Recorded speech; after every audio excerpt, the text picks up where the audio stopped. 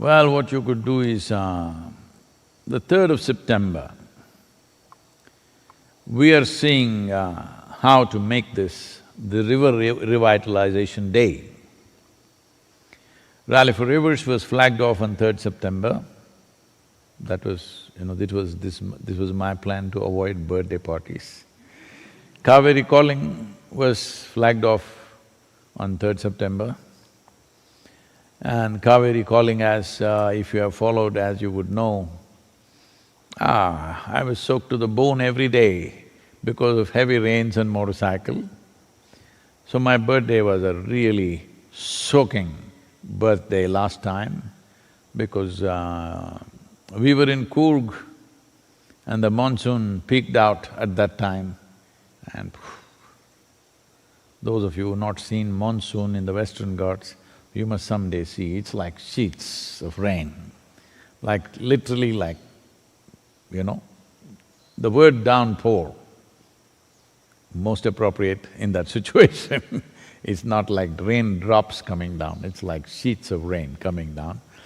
And we were riding in those conditions. It was like back to my early 20s time when I was constantly riding in those kind of conditions. Anyway, so this year we are pushing towards this to slowly establish this as a River Revitalization Day. As a part of this, we have a conversation, a live conversation with the Minister of Environment in the federal government of India, the central government. Why this is… because Cauvery calling has been a massive success in spite of the pandemic. We lowered our goals a little bit thinking the pandemic may affect us, but our fantastic volunteers, their dedication and commitment, the enthusiasm of the local farmers, and above all, the support that the state government offered in the form of subsidies for the farmers and the Karnataka State Forest Department provided massive amount of saplings. So 11 million saplings are being planted this year in private lands, you must understand this. Farmers are taking high-value timber trees and taking it on their land. That means for sure they will survive, because for every surviving tree over a period of 4 years, there is a subsidy, there is a certain financial assistance. Having said that,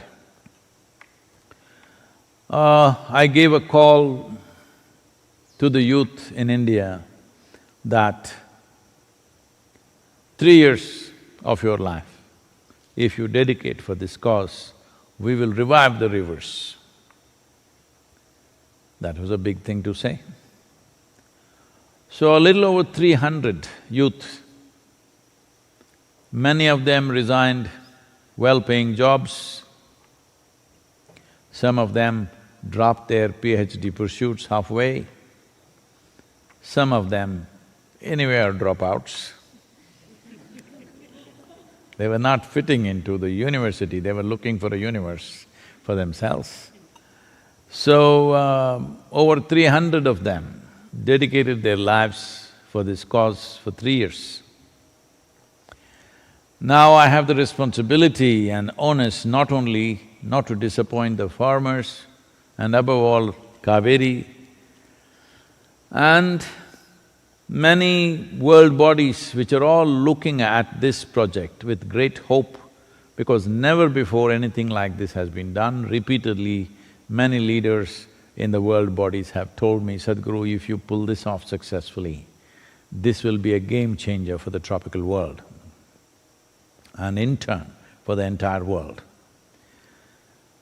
Because if you do not know this, a tree planted in tropical land is about 6 to 8 times more effective in terms of carbon sequestering and fixing of the climate change than when it is planted above 33 degrees latitude. So, they are seeing this as a game changer. So we don't want to fail, we want to win the game. because this is not about us, this is not about a few of us or a few hundred of us who are working on this. And as you know, the contributions for Cauvery calling for this 42 rupees per sapling call when it was given came from 122 countries. And over 82% of them had nothing to do with Isha as an organization, these are just people. So that is the level of enthusiasm and trust that they have placed in us, and above all the farmers, because… is it still working? Okay. Above all the farmers, because their lives in the last 50 years has not been good at all. That is, in the last 22 years, over 300,000 farmers have committed suicide. People have been asking me, Sadhguru, why did you take up this cause? Why so much involvement? I said, if 300,000 lives committing suicide doesn't get you into action, I don't know what. I don't know what else we are waiting for. Maybe we have a way of getting used to every kind of tragedy. Please understand this, getting used to a horrible situation is not transformation, is not freedom, it's just lethargy of life. You got used to people dying all around you, it's okay, they die. This is not in any way that you are spiritually evolved and nothing touches you. No, nothing touches you because life has not touched you. Life should touch you. You call it a birthday, all right? Birth means life touched you, that is birth. Only because life touched you, birth happened. Now that it's happened and you believe in celebrating that every year, let's put it to good use, Cauvery calling. In spite of the pandemic, with great enthusiasm it's been on the ground, I'm putting these young people's lives to risk, though we are maintaining strict protocols, but still they're out there traveling and doing things. Fortunately, not one of them has come down with infection, nobody has tested positive yet. But the way it is spreading, who knows? But they are putting their life to risk and make things happen. So the onus is also on me to ensure these young people who are dedicating 3 years of their life, their 3 years does not go waste. Unless we are able to make them do something more wonderful than what they would have done by themselves, we have no right to call for anybody's lives. So, in this context, now I have found you who wants to do something for my birthday. There's a lot to be done. How much of it can you swallow? Please, that much you swallow. Because yesterday night I had a late-night call with the Cauvery calling panel. All of them are trying to do their best. But I want you to understand the scale of this project. It's 83,000 square kilometers of land, 5.2 million farmers, and various struggles and thresholds to cross. This needs a continuous throttle-on kind of situation. And the time that it gives you to raise, to plan and to plant is a very challenging process. Raising saplings takes a minimum of 8 months, up to 10, 11 months. Planting needs to happen within 2 months span of monsoons. A smaller monsoon happens, which is called as the northeast, little later in the year. But the real thing is only July, August, September. Already 8.3 million saplings have been taken by the farmers. This time the monsoon has been little late, so this 11 million saplings will go away very soon. We could have done more, but we were concerned with the pandemic on whether we will be able to, really inspire people to take this on, because we could not physically go to many villages as we had planned. There was supposed to be an inspiring tour that I was supposed to make in the villages of these two states, which I did not make, largely using technology and WhatsApp groups and things like that. They're inspiring the farmers, which is not an easy thing to do, but it is being done wonderfully well. Every one of you who have some concern for life, when you celebrate a birthday, this means you have some sense of celebration about life. If you have some sense of celebration for what life is, then you must do this to whatever extent you can. It's not for me to tell you do this much or that much, but this must happen in a recurring way. Every one of you who are with us right now on this darshan, you do something. 1 tree a month, 5 trees, 10 trees, 100 trees, whatever your capacity, but do it in a recurring manner, not one time and forget, because one thing is, it must be on your consciousness, this is very important. 42 rupees, in United States you can't buy nothing for that, 60 cents. I don't think even the beggar will take 60 cents from you.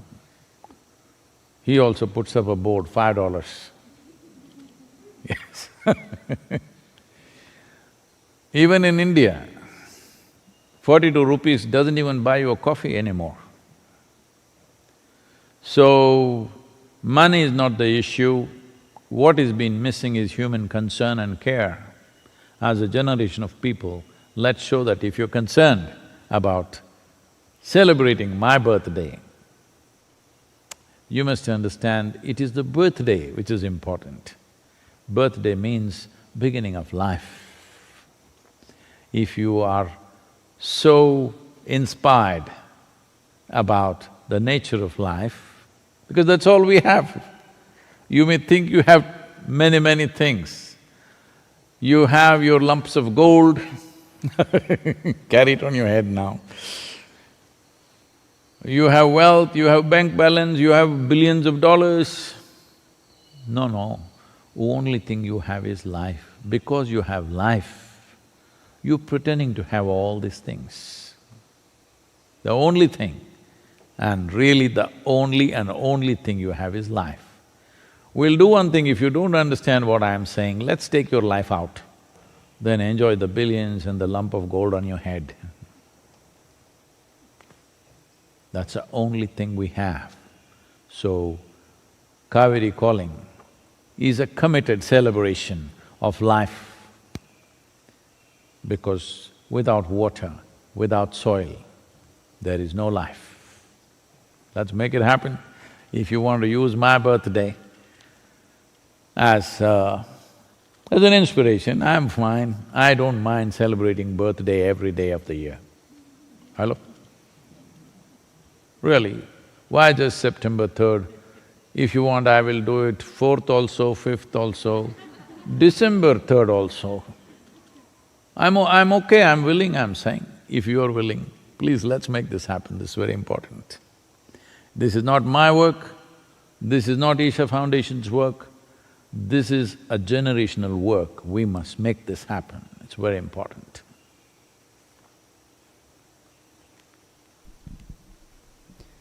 This question is from the Department of Integrative Medicine, Nimhans, Bangalore. Namaskaram, Sadhguru. Sometimes spiritual experiences seem to involve a weakening of the ego, which may appear similar to psychosis.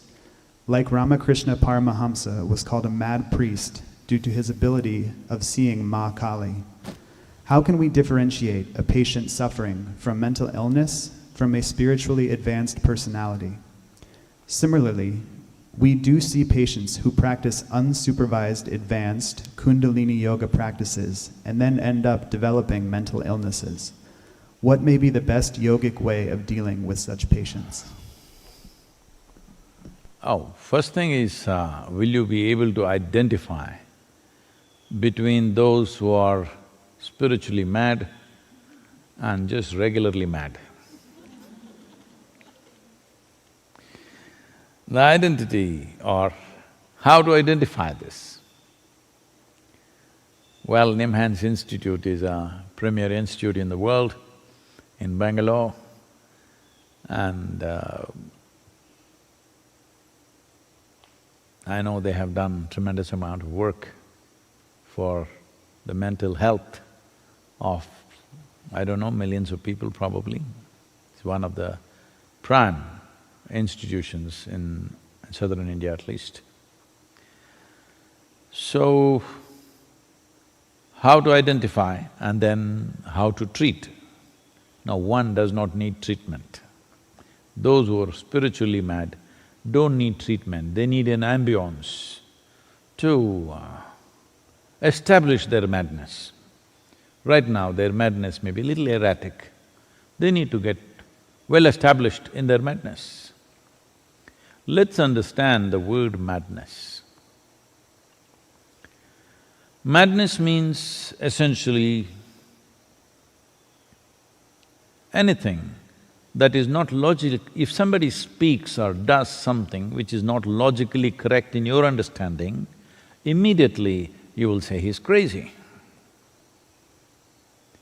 So anything that does not fit into your understanding of life, anything that does not fit into your logical limitations is madness in your understanding. Many of you think your children are mad. Children know that you're mad. Yes. So, how do you identify someone who may be, well, you're talking about dissolution of ego, okay, that's how if you want to see it. Essentially, why a person on the spiritual path may look little mad to somebody is because of the sense of abandon, which is, the words that you put in terms of dissolution of ego just means that in a way.